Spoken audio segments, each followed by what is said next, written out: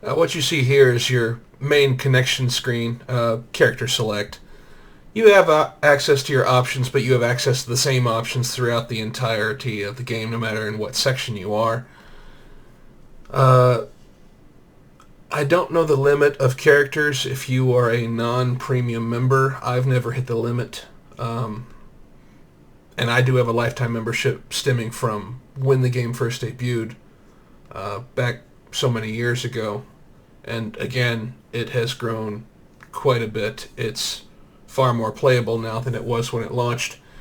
Uh, if you had to create a new character, you do have access to three factions, although the third faction, the Romulans, is a bit of a hybrid, because once you reach a certain level on a Romulan character, you have to pick an allegiance of either Starfleet or Klingon, and that will influence what ships you'll be able to get throughout your uh, character's career, and a number of Klingon or Starfleet specific faction missions.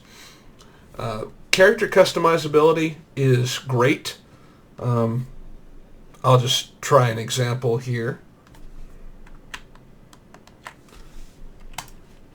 Let's say I was going to create a Starfleet character. These are just pre-generated items. You can pick whatever you want to start off with. You have your selection of three career paths: engineering, science, tactical. Engineering, you'll have a focus on turrets, technological support, tech and weapon debuffs, armor freezes, that sort of thing. Science is, well, it's the medic class. You have some like force fields, and you're basically the priest of the group if you had to compare it to like World of Warcraft, for example. But you have a couple of other interesting options depending on what you have equipped in your kit. Tactical is your all-around brawler. Depending on how you build it, you can build for DPS. But you have a lot more access to things like grenades. You get extra buffs for certain things. You have a lot more options to insert slots in your kit for weapon-specific buffs and that sort of thing. But let's just say I'm creating a brand new character for, Tactical Starfleet, whatever. Now I hit next, and it'll take me over to character selection. Now you have a variance of sets, a whole bunch of different sets that you can start off with. And that's all well and good, and what you have available will depend on, some of what is given to you for free, stuff that you can buy with microtransaction, the in-game currency, the Zen is what they call it. But most of the time I just skip all that, go down to advanced down here, and you can pretty much change whatever the heck you want. Now I started out with a human race here. You know what? I don't want to do a human. Let's do... Which one do I have? Let's do an Andorian. I love those antennas. So, yeah, you got a bunch of preset heads. They're just character model variants. But you can change... on certain ones, you can change the skin type. You have variants of, let's call them racially appropriate skin tones, makeup types and shades, complexion types. This can change basic skin color, skin tone. Again, racially specific features.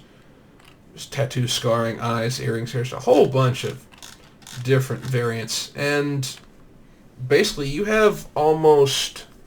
you have a large degree of customizability options when it comes to your character model in general. And this is just the head.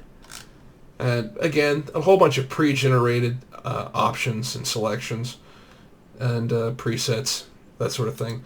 Body, same thing. Arms, legs, hips, bust, feet, pretty much everything about the torso and legs. And again, this is just a character model style. And that's it for the body. Uniform, dress them how you like, depending on what you have available.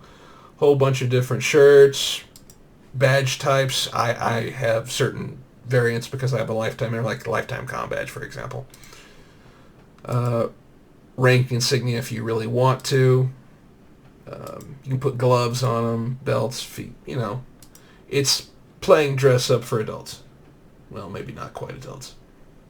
And a little extra tidbit, you can adjust the height to a certain extent. I have seen people have made, well, basically leprechauns as Starfleet captains, I forget what the minimum is, 5'9" on the Andorians, and the maximum is 6'6", but then that will vary based on the species, if I'm not mistaken. And the default stance, there's a few sets, and it's just like when your character's at rest, what it looks like. Let me zoom out here. But like seductive, it'll sway, relaxed, just a relaxed posture, gruff, feminine, that sort of thing. And now if you're really into role playing, you can make an entire biography, and other players will be able to basically pull up your character properties such as this and view biography information. In certain spaces like Deep Space Nine in Quark's bar, you'll get a lot of people that like to role play, tell stories about fictional encounters or real encounters in game, that sort of thing.